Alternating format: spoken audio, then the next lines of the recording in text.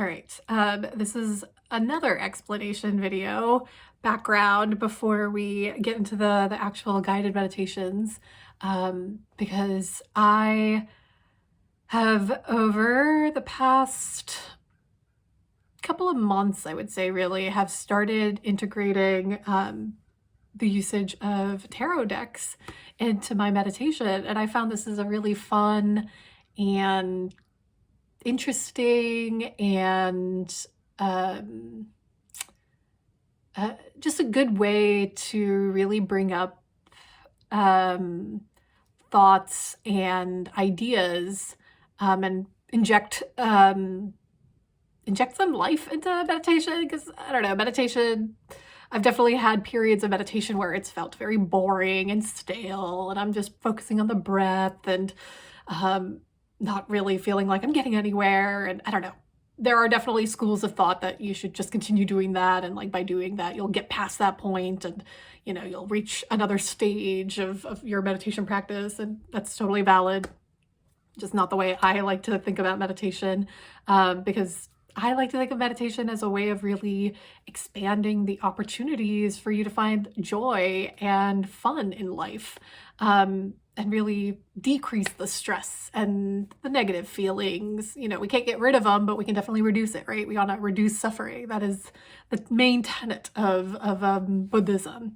Not that we can, eliminate it entirely, but we can certainly reduce mindless and needless suffering. So anyway, all that is to say, I have been incorporating tarot into my meditation practice, and I thought it would be fun to do that in these guided videos as well, just to open up the ways in which we can incorporate, I think, too, Western and Eastern philosophies and traditions around sort of connecting with your inner voice and intuition. As a woman of an Indian background who has grown up in the United States, I'm always blending these two sort of perspectives, and of course, why wouldn't my meditation practice reflect that too? So anyway, for those of you who don't know what tarot is, this is a little explanation video on how I think about it and how I use it in meditation. So tarot is it's a tool that many people associate with like divination and fortune telling, right? You think of like a psychic, and they lay out cards and they tell you what's in your future. And that's definitely one way to use them, and think about it.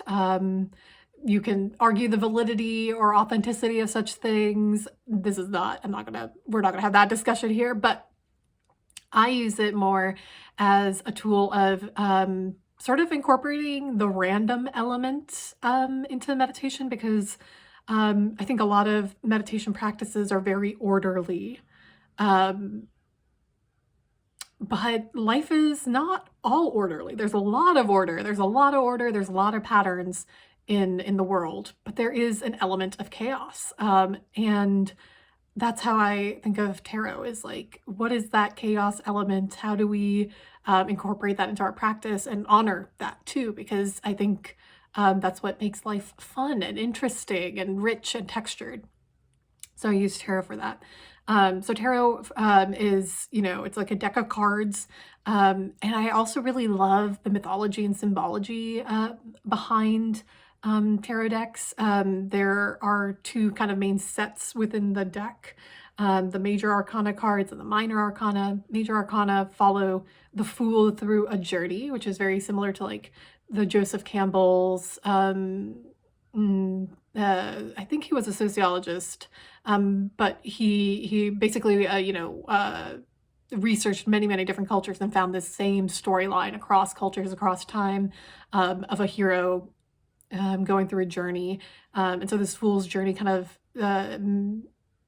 has elements of that, but I think is much more textured than Joseph Campbell's hero's journey. There's lots of ups and downs through the journey. There's the spiritual world, the material world. Yeah, just it's really a lovely story arc. So I would recommend investigating that if you're interested in that. And then the minor arcana cards are sort of divided into 4 suits of different elements of earth, water, air, fire. Um, and I love that too, the incorporation of the different elements. And the suit goes from like 1 through 10 with like a court sort of set as well for each of them. And I just really love how each of the cards has a different aspect of life. I don't think it is all inclusive. It's not meant to be, but it does represent aspects of life that are very true, but that we may not think of in such a pointed way, unless we draw a card and it makes us sort of focus in on that.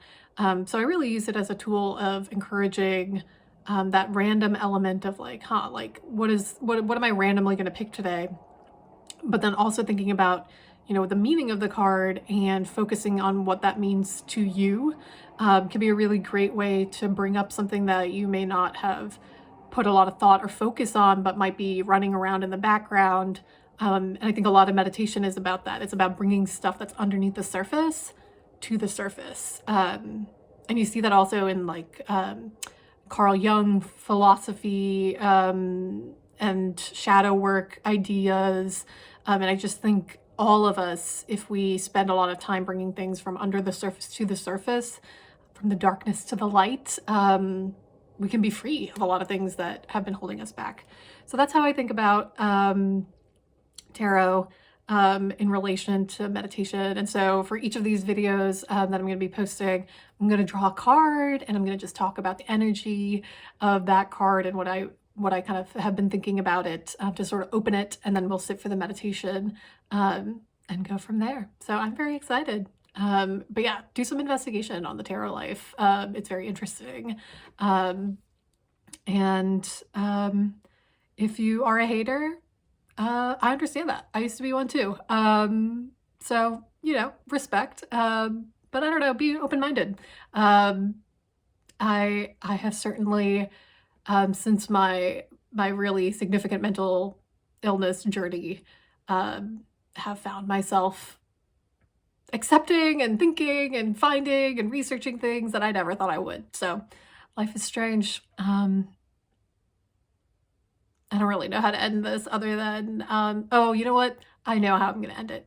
My favorite tarot card, it's the Sun card. Oh, it's all about positivity and bringing light into the world. It's just a super fun card. So let me know what your favorite card is if you're an aficionado.